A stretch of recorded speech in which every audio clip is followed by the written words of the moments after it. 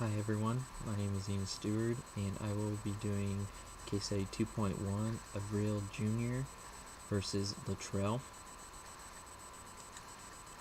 So the plaintiff in this case is Lyle Luttrell. He was, I will describe them more later on after when I get into the case facts. There was actually two defendants in this case, Earl of Real Jr. and the Nashville Baseball Club. So, some case facts. In August 20th of 1955, there was a baseball game being played in Nashville, Tennessee. It was against the Chattanooga Baseball Club versus the Nashville Baseball Club. And in the sixth inning, Gary Lane for Nashville was pitching to Lyle Luttrell of the Chattanooga Baseball Club. And Earl of Real was catching for Gary Lane. And the game was pretty intense. It was going back and forth, back and forth. The fans were even intense into it, which made the players get intense. So, sorry.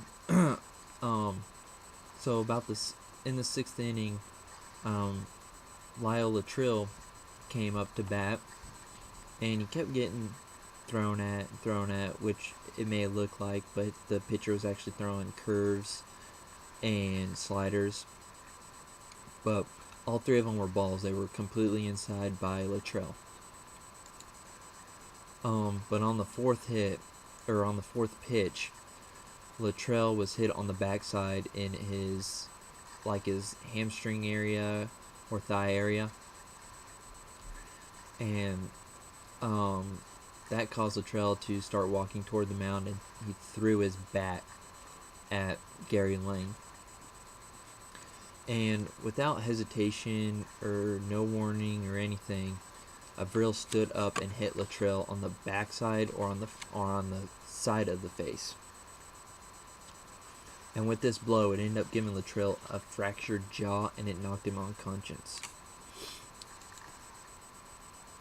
So, that was a little bit of the case. Luttrell's argument, he sued Avril and the Nashville Baseball Club for assault and battery on him, and for the cause of the fractured jaw.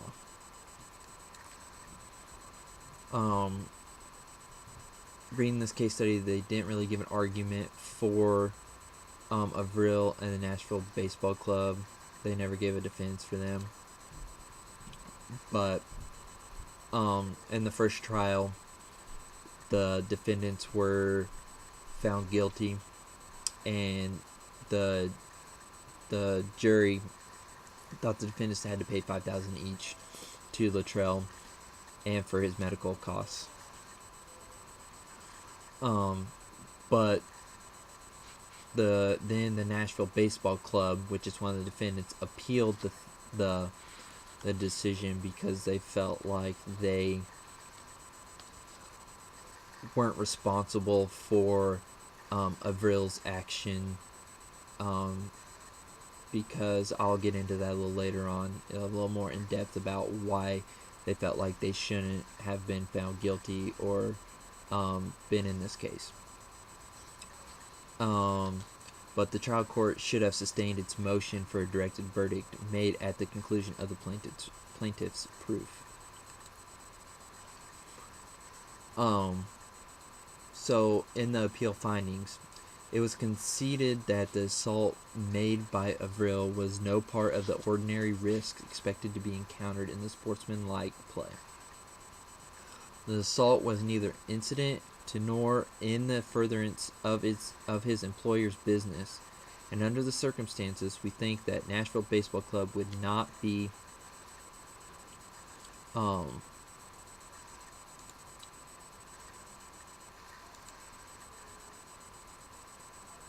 at risk.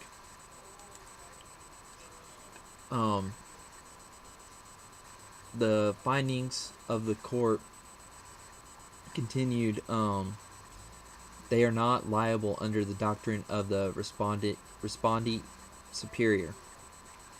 which this rule is under the 57 CJS, and it states that it is not ordinarily within the scope of a servant's authority to commit an assault on a third person, and in the absence of a non-diligible duty, such as the imposed by the relationship of carrier and passenger, or hotel and guest, if the assault committed by the servant was outside the scope of his employment and was made in a spirit of victimiousness, or to gratify personal animosity, or to carry out an independent purpose of his own, the master is not liable unless the servant's conduct is ratified by the master.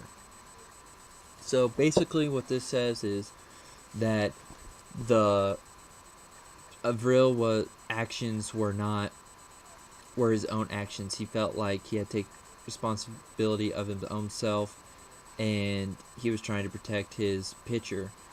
But under these circumstances, this doctrine says that the master had no control over what he could, well, not no control over what he could do, but did not tell him to go do this.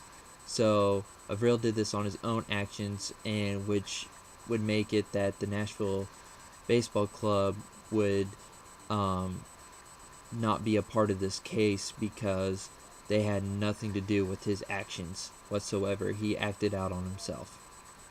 So with that, the judgment against the plaintiff was reversed for the Nashville Baseball Club. So they didn't have to pay the $5,000 that they were found guilty of in the first trial. So only Avril had to pay the $5,000. Well, that concludes my presentation of this 6.1 case study. Thank you.